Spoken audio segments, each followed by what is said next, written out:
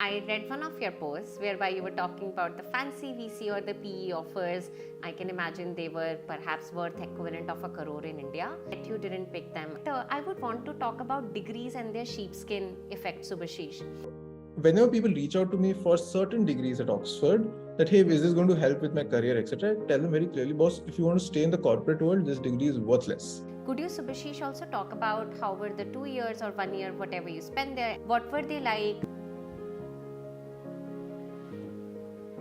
A lot of you would have heard story of Vinita, one of the sharks from Shark Tank, how she rejected a 1 crore job offer at the prime of her career and decided to do her own startup.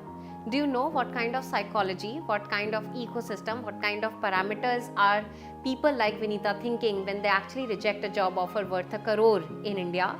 Hi, if you're new to my channel, welcome to Shatakshi Show. Whenever I am actually on a break, I shoot absolutely free, educational, podcast or of course single videos many a times around MBA, around careers and of course around skills. So feel free to hit on the subscribe and the notification button so that you get notified whenever I'm chilling and making free content for all of you. You get to learn along with me.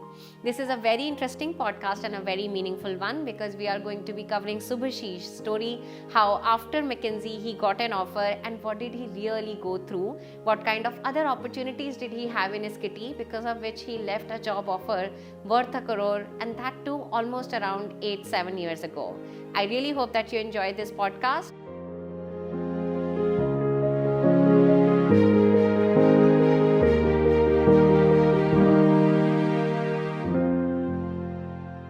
Let's talk about the exits. So if I'm not wrong, I read one of your posts whereby you were talking about the fancy VC or the PE offers that of course come your way after McKinsey, yet you didn't pick them. I can imagine they were perhaps worth equivalent of a crore in India.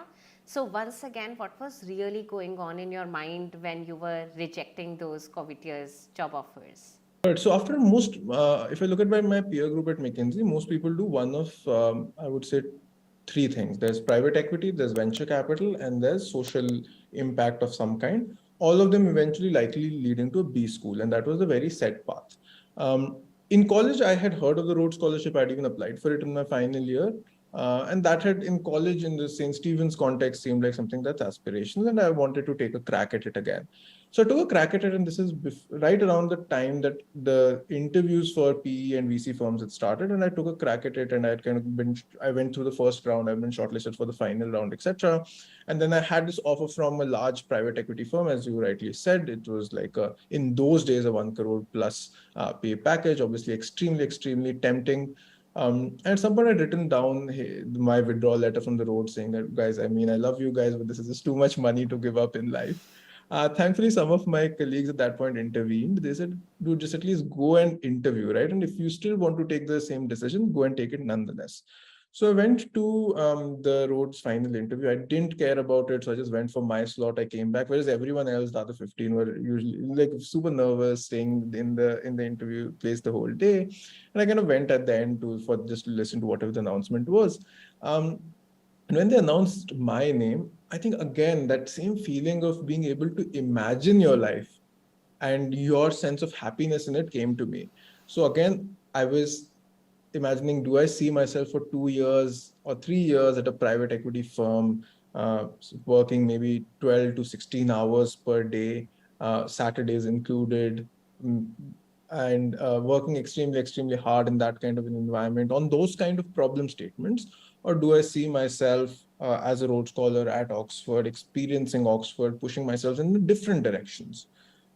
And I think literally it was, I am not exaggerating this, it was a 5-second decision. And as soon as my name was announced, by the time they announced the fifth name, I was like, okay, this is what I want to do. Wow, this is almost like a good Bollywood story or a drama. So this is a very interesting story. So Subhashish, in the hindsight, I am sensing that you are a very liberal thinker. And do you think it was, whether it was your family or do you think it was the St. Stephen's entire ecosystem, or do you think it came naturally to you? Where does this liberal and bold, courageous thinker in you really stem from? To your question of where it comes from, I think it's 2 or 3 things. I think it was that settled negotiation with my parents, which at least took away one thing less I had to worry about. Now, if I again just go back to all of those things, my parents, even today, would have probably preferred for me to take that private equity job. And at that point, they certainly couldn't make head and tail of it. But because we reached a negotiated settlement, they did not push me in any direction. They were like, hey, you sure, you sure? But they were never like, we think this is what you should be doing. So the negotiated settlement with my parents was definitely one of that. Um, Secondly, I think it was coming from a place where I had certainly seen around me a lot of people who were unduly influenced by their families, whose families made them do different choices, etc. And for me, this was also saying that, look, I obviously want those people, I wish those people took different paths. And I don't think those people would be able to take different paths unless they have role models. So I won't say it's mentally very healthy, but I would certainly say there's a little bit of, hey, can I at least break some bounds so that people will then have, when they think about certain decisions, they have other reference points as well. And that grandstanding that was also part of it. So those, I think, were the two things. And even now, both you and I share that, right? We share very openly on LinkedIn. And I'm sure we're coming, whatever be the other reasons, I'm sure part of it is coming from the fact that we want to talk about it so that people might have other reference points in a way that we might not have had. And that it will make things easier for them. So I think that was the second place from where it was coming. Correct. I like your answer about negotiation with parents. At least that is something that I've observed with at least my family. For my parents, money was never a given. It was something to be actively solved. And when it came to our generation, I always had that belief in myself that money is a given. I will solve for it. Let me now solve for well-being, my happiness, etc. With that, I would want to talk about degrees and their sheepskin effect, Subhashish. My former boss, Anand, at Tony Blair Institute, he's actually a graduate from Oxford. And in one of the master classes at GGI, he said that he didn't really learn a lot at Oxford. He rather had the sheepskin effect, which is that good input in, good input out, and many other economic signaling, etc. When you were considering Oxford's roads, did any point of time, did you consider an MBA? How was the entire experience of Oxford was like? And my third question, did you consider any US school as well? So 3 questions altogether. I would summarize it like this. The degree I did at Oxford was an MPhil in economics, and an MPhil in economics is an extremely academic degree. And I knew that going in. So whenever people reach out to me for certain degrees at Oxford, that, hey, is this going to help with my career, etc., I tell them very clearly, boss, if you want to stay in the corporate world, this degree is worthless. It is not going to, you are going for an academic degree. This academic degree doesn't help you in your career paths. Please be very clear when you sign up for these things. So for me, that MPhil in economics was not even sheepskin effect. I could have got the same opportunities I did after that degree, even without that degree. For me, those 2 years was about pushing myself and exposing myself to new ideas, new thoughts in a way I wouldn't otherwise be. And honestly, I had a scholarship, right? So someone else was paying for it. So I'm not trying to be flippant about this. But for me, the way Oxford changed my life had nothing to do with my degree. I love the degree. It's a rigorous degree. I learned a lot, both inside and outside classrooms. But the things that I learned were things about who I truly am, which is I was there at the time, peak of the roads must fall movement. It was really emotionally charged for everyone. And for me, I was getting a sense of, hey, what do you mean by kind of issues of social justice, issues of what kind of issues I want to involve myself with, what kind of battles do I want to fight in the world, etc. That was Oxford for me. So again, that is what is going on in my head. To your second question of considering either an MBA, foreign schools, etc., all of that. MBA is a very interesting conundrum, which, as you rightly said in the previous part of our conversation, that it is a way for you to kind of switch your career trajectories in many ways. So I certainly do think an MBA has its value. People have to be very realistic when they're going into it. So I think people should speak to other people while getting information. The decision will be theirs at the end of the day, but people should get that information, etc., and figure out if that's for them or not. For me, having where I was in that part of life, MBA didn't make any sense to me. And so I decided to not do it. As far as the US schools are concerned, again, for me, it was the part and the charm of being at Oxford, which was the driving force. But again, when I speak to people, I tell them that if you have the financial cushion or the planning or whatever else to be able to afford a master's degree, MBA or otherwise abroad, consider that. not so much from the perspective of jobs and all of your career, but consider that from the perspective of a life experience. I'm sure those of us who've lived abroad, including you, would say that that adds tremendously to your life's value, and the kind of things it teaches you on the personal front is valuable. But as far as degrees themselves are concerned, I do think now with the amount of learning that you pick up on the job, with the kind of alternative degrees or courses, etc., that you have at your disposal, I think you can be somewhat more flexible around what conventionally were the only paths that people chose. Got it. That's very helpful answer, especially when it comes to it. Clearly, there are signals in your answers that Oxford transformed you in some bits or format. Could you, Subhashish, also talk about how were the 2 years or 1 year, whatever you spent there, and what was that amount? What were they like?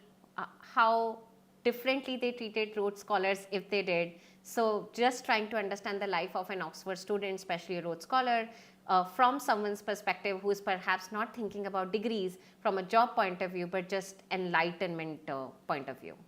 Got it. So I spent 2 years there doing the MPhil in economics, reputed to be among the toughest courses in the university, and it definitely was very tough. The life of a Rhodes Scholar, about at that point, some 80 of us, at this point, I believe 120 of them, and there's Rhodes House. And they facilitate the scholarship and all of that. The university doesn't treat you any differently, but Rhodes House, for example, calls you a week before the rest of Oxford starts so that you can start bonding and networking within that community. And then every week there will be there'll be a lecture, there'll be a talk, there'll be an event, something at Rhodes House, and some people would gather. There would be unstructured networking time, etc. So a lot of I think most Rhodes Scholars who go to Oxford kind of form their deepest friendships within that group, and that was also true for me. I formed some of my most meaningful relationships there. But apart from that, being a Rhodes Scholar is no different from being any other student at Oxford. It's a different community. So the community element is somewhat different. The 2 years at Oxford, and I almost um, can't believe when I say this, but most of Oxford, of the 52 weeks in a year, more than 50% is actually vacation. So, and then even classes, my degree, which was the quote unquote toughest degree, had about 2 to 3 hours of lecture per day. Nothing more. Beyond that, you're done. There's no attendance tracking at a lecture. So forget attendance being mandatory. There's not even tracking. So I actually used to end up usually 15 minutes late for class. And that was completely okay. No one noticed, no one cared at all. So it was an extremely liberal environment in that way. So you could do other things. You could travel around, you could spend time participating in extracurricular activities, or just kind of just hang around in the gardens or whatever else of the universities. But the final exam is still an extremely tough exam. And people fail, unlike in India, where it'll be like a person who doesn't show up in class at all probably fails in a St. Stephen's. But out here, reasonable people fail. People who've come from the tops of their colleges, they fail. So it was certainly very scary. So you still have to work hard, but the university is not prescribing how you work hard. You don't want to come to class, don't come to class. You don't want to do assignments, don't do assignments. You want to be on vacation, be on vacation. But you have to pass this exam, so you have to figure that out, right? So that was the 2 years at Oxford. I did have a very good time, but I think the other benefit is Rhodes Scholars tend to be people who within their communities are trying to do certain things, trying to bring about change. At that point, Rhodes' motto was to fight the world's fight. And people are very inspired by that, and they really live that motto. And for me to have those discussions, right? A lot of people would challenge me saying, hey, you came from Mckinsey, so obviously you've been given into the corporate greed and all of that. And for me to engage with those kind of conversations, etc., really helped me fine tune what I was thinking about life. So for me, it was transformative in that way. Coming out of it, when opportunities came up in impact investing vis-a-vis consulting, I was very clear what I wanted to do. So that's what those 2 years at Oxford look like. I would say it's certainly the most enjoyable and most transformational 2 years of my life. I can clearly sense that in your eyes, as your eyes are twinkling and there's a smile on your face, as your face lit up when you were talking about Oxford. I have not exactly same experiences, but my partner studied at Tuck, and I spent beautiful months in New Hampshire, which is just disconnected from the world. And he had a friend from Mckinsey, he worked at Sequoia, and he was like, these 2 years are vacation for me. coming from that background, of course, the MPhil and MBA could be rigorously different, but like you're saying, it's the most competitive program at Oxford. So I kind of sense people who come from tough jobs, their academic environment really sets them free in terms of well-being and environment. Which makes me talk about the last conundrum that you might have had. You are having a very lovely life in Oxford. I'm sure that you might have had few offers abroad. If you had, correct me if I'm wrong. What made you choose to come back to India for Omidyar? What were the decisions that you had at that point of time? And frankly, I would want to really objectify, if we can, what are certain parameters, once again, you were thinking that I would want a career in India versus abroad? Got it. So again, instead of career, I was thinking of life. Do I want a life in India or do I want a life abroad? I mean, right now in India, you have almost exactly the same opportunities, at least in the bigger cities, Delhi, Bangalore, Bombay, that you would get abroad, right? So in terms of parameters, right, there's the basic infrastructural parameters, which one might tend to underestimate, but clean air, clean water, electricity, less noise, etc. Right? So that quality of life, the basics, was certainly one. Public transportation being one of them. Second was being closer to family and community. This is the community I belonged to. Third is, as citizens, we all take part in our nation, right? So did I want to take part in the building of the Indian dream? Did I want to take part in the building of the British dream, right? So that was third. And fourth, other aspects of quality of life, that the same dollar that you earn in London versus here are different. So purchasing power parity, where does it make sense? So for me, I think number 2 and number 3 was what flipped the decision to move to India. As much as I built a community there as well, I did feel a certain kind of connection with my family and my community in India. There's a little bit of um, um, cultural references are a lot similar, etc. So it's much easier to form these bonds and have these connections. And the third was that I did want to come, because India was at that point, and even still is, a country in great transition. And I'm sure all of us who've had the privileged life to go to places like St. Stephen's, Mckinsey, Oxford, whatever, really the bubble of India, the most privileged lot.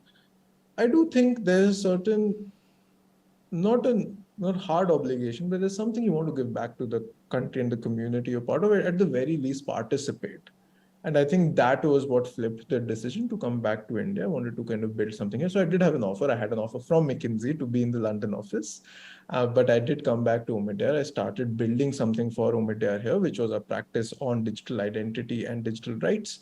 And I spent about half a decade building that. So that was what I wanted to do. And I think, again, from professionally, has been the most satisfying part of my life, that I think there's, at some level, you kind of leave a body of work behind. And for me, those 5 years was leaving that body of work behind. Got it. That's a very fascinating answer, especially from clean air point of view. One of my major decisions why I didn't decide to live in Delhi anymore is because I just felt this is not worth whatever I'm doing in life proactively.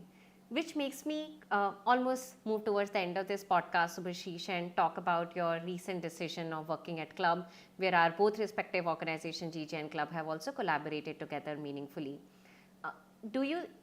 First and foremost, would you categorize it as social impact, or is it pure play capitalism? And then I'll ask the follow-up question. I come from the point of view which says everything, most things are social impact. I believe Uber in some way social impact. Social impact obviously can be very contested. People say, is Uber good or bad or whatever else, but it's had an impact. So I come from that point of view, that everything is social impact.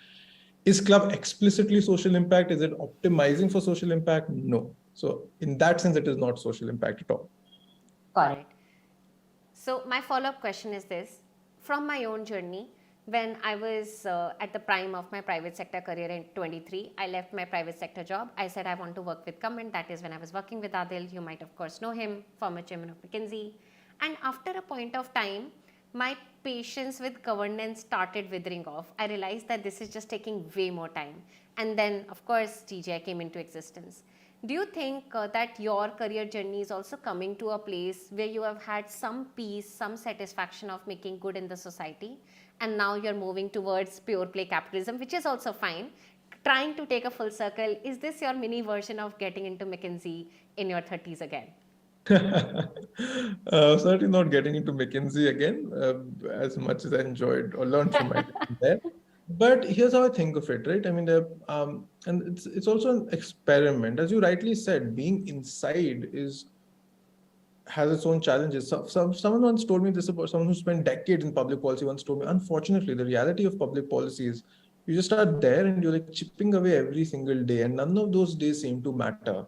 But over time, perhaps they will add up. Or when there's an explicit opportunity, something changes, and you kind of just rush in, and you're at the right place at the right time, and you make change. But otherwise, public policy is an extremely slow burn kind of process. But shifting gears about this whole notion of social impact, then obviously the people who explicitly make social impact part of what they want to do. They'll join an impact investing fund, a non-profit, etc. Then their work and your what you want to do become one. One of the decisions in trying to move to club was to see, hey, is there a way that your work and your passions actually aren't the same thing? How does it play with you emotionally? Because when your work and your kind of social impact and all of that is fused, it's emotionally very draining more than anything else, right? When you want to get that grant through, you believe this is the best grant in the world, and your investment committee doesn't believe. So it's very emotionally taxing. So I said, hey, what happens when I separate my work from my passion? How does that play out? So I'm still in the middle of that journey. It's only been just over a year here. But I see my book as a way to engage with those discussions. I do believe that when we participate in the big questions of our country, we can do that as an insider, as you did in the government, as someone who's on the periphery, but still closely, as I was at Omidyar, or as a citizen, you're completely outside. You have nothing to do with that entire apparatus. But you still, just by existing, by participating, by asking questions, by debating, etc., you're contributing to nation building in certain ways. And I want to see what's the limits of that, and which is why that was how I thought about the impact aspect of my career transition. Correct. Which is once again a little non-conventional answer in today's 21st century, because everyone is talking about making your profession your passion, and here you are actively deciding to have two divert paths. And I wish you all the best, Subhashish, for your book. The title sounds really fascinating. I will perhaps, whenever it is out, I would love to read it myself. That's the end of this podcast. Would absolutely love if you would want to have any parting words for our audience as we wrap this interesting chat together. I would just go back to something I mentioned in the middle of it, which is that while a lot of my career decisions might have been very instinct driven, I have also made a lot of wrong choices, right? You make good of the choices, but you make a lot of wrong choices. And I think a lot of people are very harsh on themselves when they make a wrong choice. As much as people might think that, and again, I'm not saying this in a very braggadocious manner, but as much as people might think that I have a good career path or whatever else, the path I truly find inspiration is honestly my brother's. Because my brother, again, had a very similar trajectory, decided to not do engineering. He prepared for his boards. Unfortunately, he, like many people I'm sure experienced that heartbreak, he missed SRCC by 2 marks. His career trajectory in an SRCC or in St. Stephen's would be very different from what he eventually got, right? But he suffered that. He took the CAT just like me. Instead of scoring the 99 point whatever percentile you need to get into an IIM, he scored a 95 percentile. So which means all the IIMs were out of question by far. So he went to a B school, which wasn't as good, right? So my brother went through the journey which is more representative of what most Indians in our kind of privileged bubble do, which is you don't get lucky, you don't get the top scores in the boards and the CAT, etc. But I think what he's built after that is what really inspires me.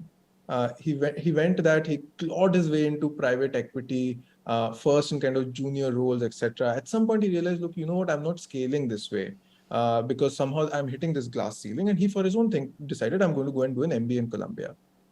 He did that MBA in Columbia. He then started working at one of the big banks in Washington, D.C., and then decided to start up. Today, he's a founder.